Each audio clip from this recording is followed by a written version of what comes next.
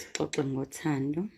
Yeah, uyazi ukuthi into enkulu kunayo yonke Shibas ukuthi thina sithandane nawe sisebancane. Kakhulu ngaleso sikhathi sasingacabanga ukuthi sizoba indoda nonkosikazi.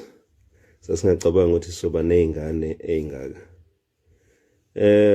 Indlela sihambile yaba nama challenges, yaba nobumnandi. Kodwa guess what? Engathi simnandi kakhulu manje. And into engicabanga ukuthi yenza lokho ukuthi sikwazile ukubona thina njengabantu abathandanayo ukuthi yini esiyifunayo ngempilo yethu. Iyona ke lento sithi sifuna labantu abasibukele nabasilandelayo ukuthi bangakwazi yini ukuhlala phansi babheke ukuthi yini into abayifunayo ngempilo zabo. Ya, ngiyakuzwa kona kunzima.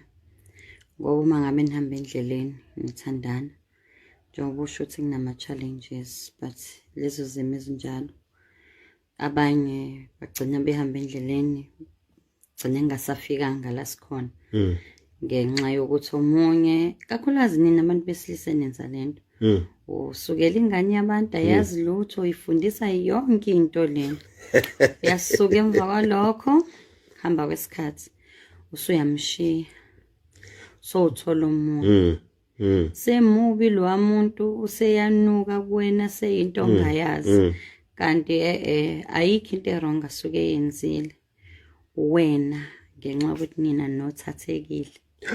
Yekeni lento ke ukuthi nithatheke kangaka. So Shibas uthi inkinga eziningi zenziwa yithina ngoba sifike sinisukele ningashongo lutho sithi siyanithanda. Mase khamba indlela esikakhulukazi uyazi mangabe abantu sebetholisana izingane iyenzeka lento ishoyo ukuthi umuntu usiyamnukela nangaphandle ukuthi sebetholisana izingane mase thola omunye umuntu kuyenzeka futhi ambone ngasasho lutho lena. So uShibas uthi ke thina madoda ake siyiyeke lento yokuthi siba maxoki siba abantu abangenamizwa siba abantu abangenazwela ngoba sothathekile. Yeah. Ngoba abanye abantu besifazane baze babe thatha ezinye izinqumo. Omunye end up ethola umuntu. Okay. Umngane agcine seyikhwapha. Kuyenzeka izinto ezenzekayo lezo. Agcine seyikhwapha. Yazini ngoba bemthululela inhliziyo yakhe ubuhlungu abhekene nabo nomuntu ongenandaba naye.